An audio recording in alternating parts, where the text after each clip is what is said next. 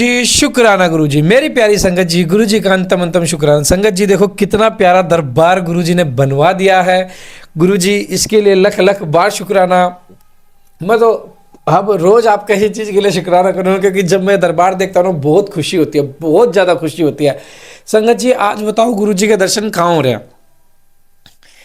आज गुरु जी के दर्शन कहाँ हो रहे हैं आप बताओ? रेड चोले वाले में और चरण स्वरूप में। संगत जी बहुत प्यारे दर्शन है गुरु जी के।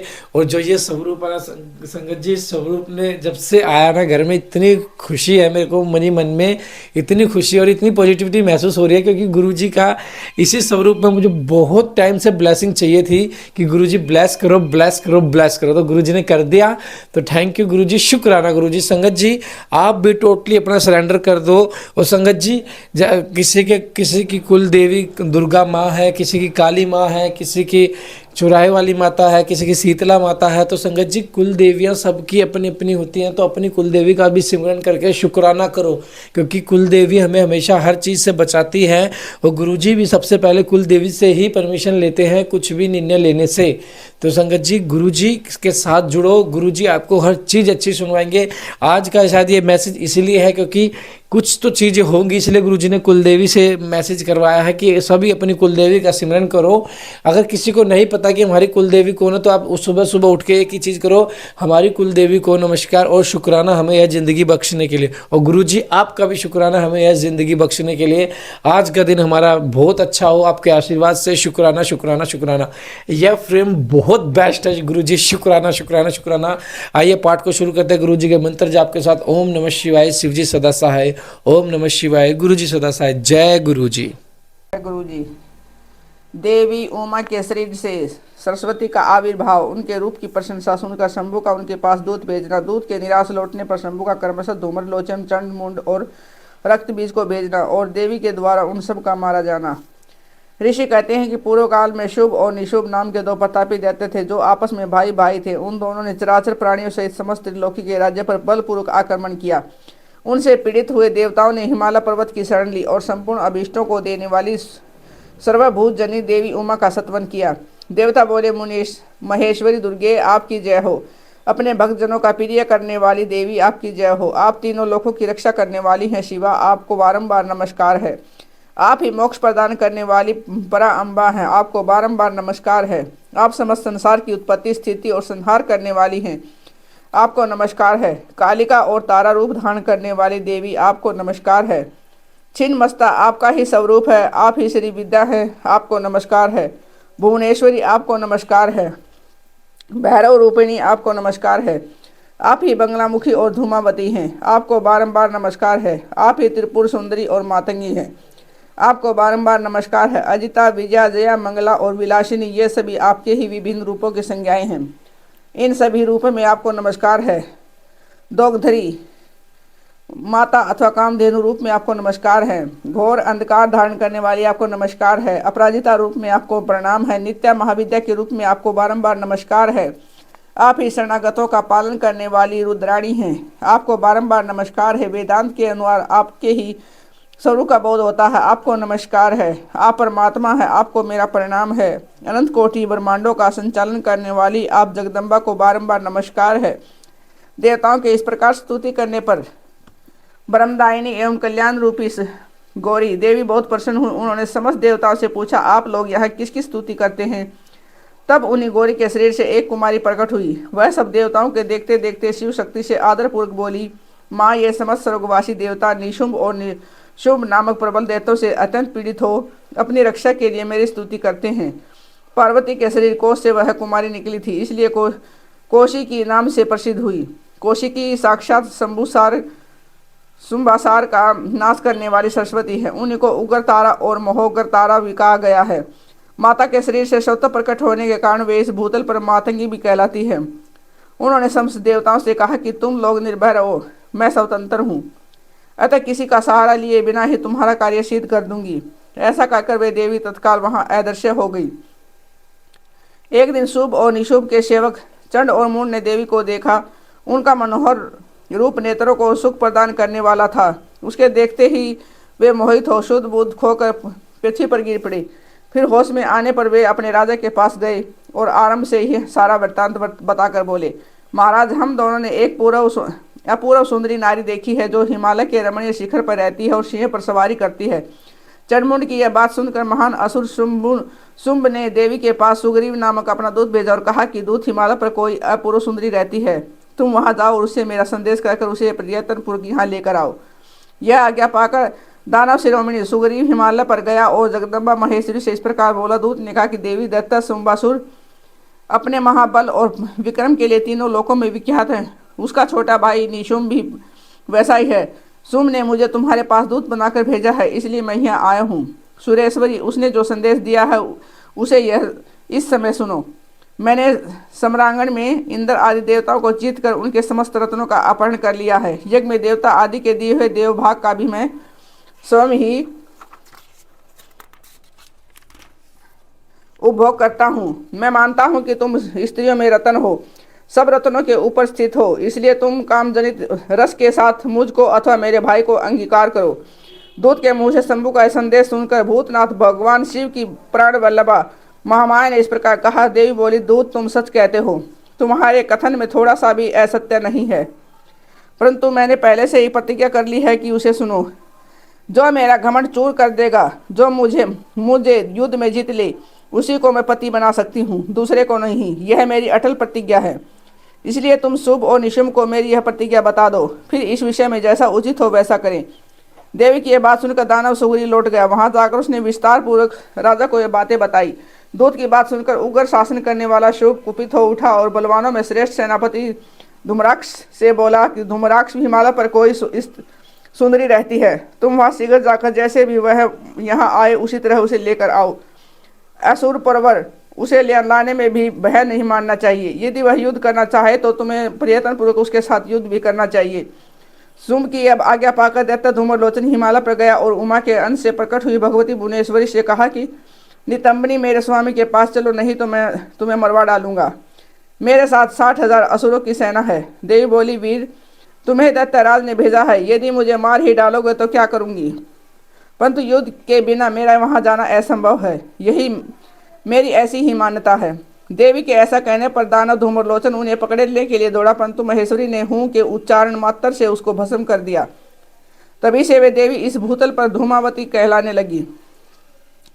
उनकी आराधना करने पर वे अपने भक्तों के शत्रुओं का संहार कर डालती है। धूम्राक्ष के मारे जाने पर अत्यंत कुपित हुए देवी के वाहन सिंह ने उसके साथ आए हुए समस्त असुरगणों को चबा डाला। जो मरने से बचे वे भाग खड़े हुए। इस प्रकार देवी ने दत्त धूम्रलोचन को मार डाला। इस समाचार को सुनकर प्रतापी शुभ ने बड़ा क्रोध किया। वह अपने दोनों होठों को दांतों से दबाकर रह गया। उसने क्रमशः चंड, मूंड तथा रक्तबीज नामक असुरों को भेजा। आज्ञा पाकर वे दैत्य उस स्थान पर गए जहाँ देवी विराजमान थी।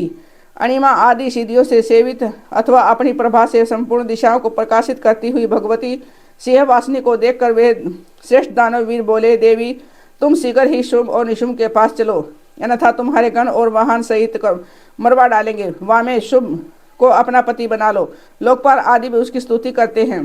शंभु को पति बना ले। शुभ को पति बना लेने पर तुम्हें उस महान आनंद की प्राप्ति होगी जो देवताओं के लिए भी दुर्लभ है। उनकी ऐसी बात सुनकर परमेश्वरी अम्बा मुस्कुराकर सरस मधुर वाणी में बोली।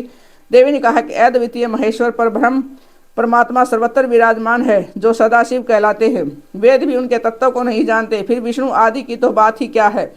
उन्हीं सदाशिव की मैं सूक्ष्म पर करती हूँ, फिर दूसरे को पति कैसे बना सकती हूँ। सिंहनी कितनी भी कामातुर क्यों न हो जाए, वह गिद्ध को कभी अपना पति नहीं बनाएगी। हथिनी गधे को और बागिन खरगोश को नहीं बरेगी। दैत्यो, तुम सब लोग झूठ बोलते हो, क्योंकि काल रूपी सर्प के फंदे में फंसे हुए हो। तुम या तो पाताल को लौट जाओ या शक्ति को ही हो तो युद्ध करो। देवी का यह क्रोध पैदा करने वाला वचन सुनकर हुए दैत्य बोले, हम लोग अपने मन में तुम्हें अबला समझकर मार नहीं रहे हैं, परंतु यदि तुम्हारे मन में युद्ध की ही इच्छा तो सिंह पर स्थिर होकर बैठ जाओ और युद्ध के लिए आगे बढ़ो। इस तरह वाद विवाद करते हुए उनमें कलह बढ़ गया और सम्रांगण में दोनों दलों पर तीखे बाणों की वर्षा होने लगी। इस तरह उनके साथ लीलापूर्वक युद्ध करके परमेश्वरी ने चंड मुंड सहित महान असुर रक्तबीज को मार डाला। वे देव वेरी असुर दवेश बुद्धि करके आए थे, तो भी अंत में उन्हें उस उत्तम लोक की प्राप्ति हुई जिसमें देवी के भगत जाते हैं। देवी के द्वारा सेना और सेनापतियों सहित निशुंभ तथा शुंभ का संहार। ऋषि कहते हैं कि राजन प्रशंसीय पराक्रमशाली महान असुर शंभु ने इस श्रेष्ठ दैत्यों का मारा जाना सुनकर अपने उस दुर्जय गणों को युद्ध के लिए जाने की आज्ञा दी, जो संग्राम का नाम सुनते ही हर्ष से खिल उठते थे। उसने कहा कि आज मेरी आज्ञा से कालक काल के मौर्य दोहार्द तथा अन्य असुरगण बड़ी भारी सेना के साथ संगठित हो विजय की आशा रखकर शीघ्र युद्ध के लिए प्रस्थान करे। निशुभ और शुभ दोनों भाई उन दैत्यों को पूर्वोक्त आदेश देकर रथ पर आरूढ़ हो स्वयं भी नगर से बाहर निकले। उन महाबली वीरों की आज्ञा से उनकी सेनाएं उसी तरह युद्ध के लिए आगे बढ़ी मानो मरणों उन्मुख पतंग आग में कूदने के लिए उठ खड़े हुए हों। उस समय असुर राज ने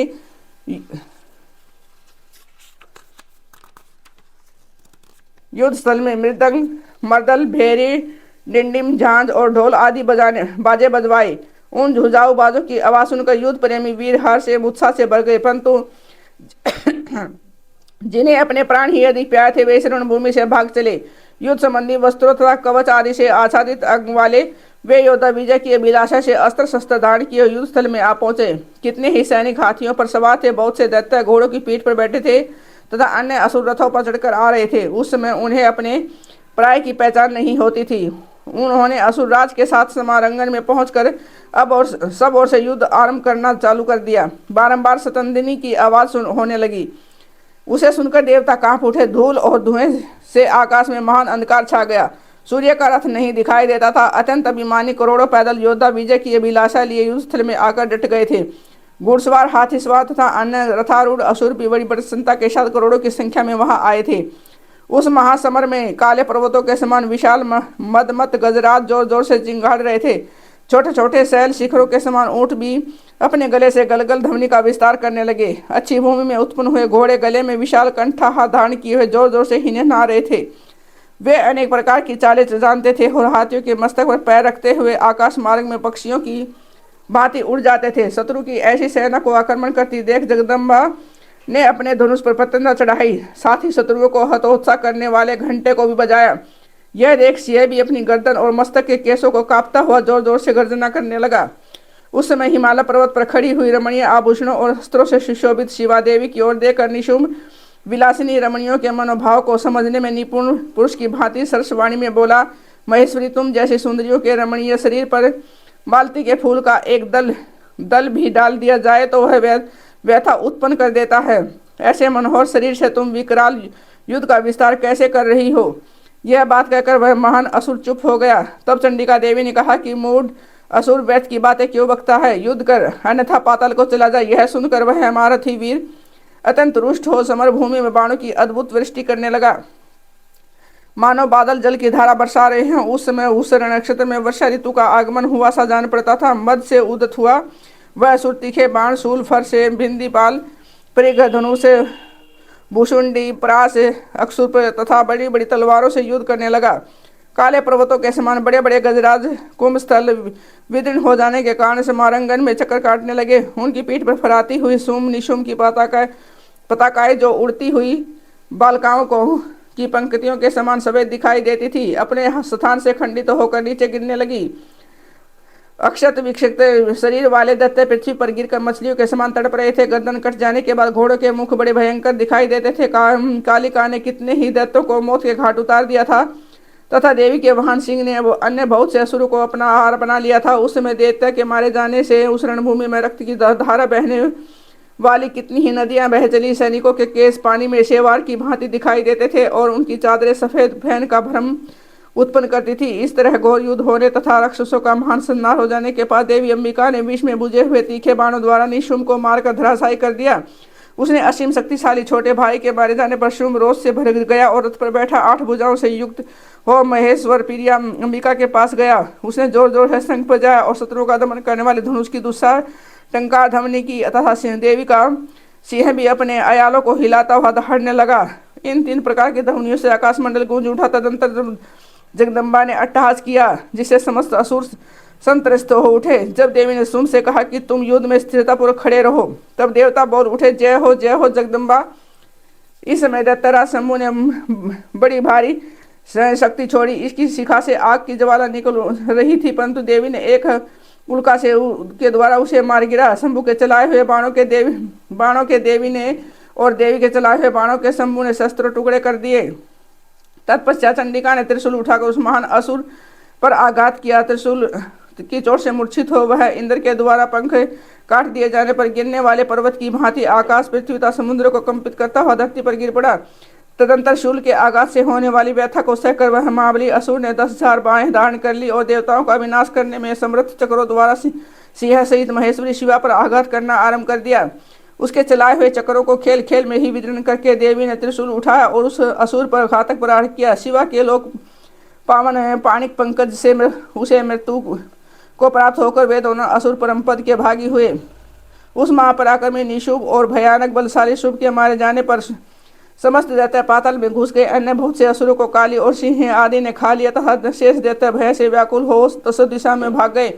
नदियों का जल स्वच्छ हो गया, वे ठीक मार्ग से बहने लगी। मंद मंद वायु बहने लगी जिसका सप्र शुद्ध प्रतीत होता था। आकाश निर्मल हो गया। देवताओं और महर्षियों ने फिर यह यज्ञ यागादि आरंभ कर दिए। इंद्र आदि सब देवता सुखी हो गए। पर वो दैत्यराज के वध प्रसंग से युक्त इस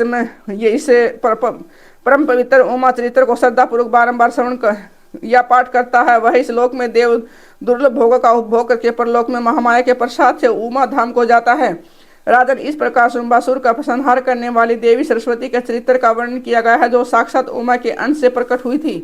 जय गुरु जी, शुक्राना जी। संगत जी बहुत ब्लेस पाठ है और अपने अपनी कुल देवी का सिमरन जरूर करें और पाठ को सुने, देखना आपकी कुल देवी जरूर प्रसन्न होंगी और आपको आगे से आगे आपके काम बनवाएंगी, आगे से आपके पितरों का साथ देंगी, हर चीज में आपको ब्लेस करेंगी। तो पाठ को, आज के पाठ को यहीं विराम करते हैं, कल के पाठ को शुरुआत करते हैं। ओम नमः शिवाय। शिव जी सदा सहाय। ओम नमः शिवाय। गुरु जी सदा सहाय। संगत जी देखो जाते जाते गुरु जी के दर्शन हो रहे हैं। जय गुरु जी, शुक्राना गुरु जी।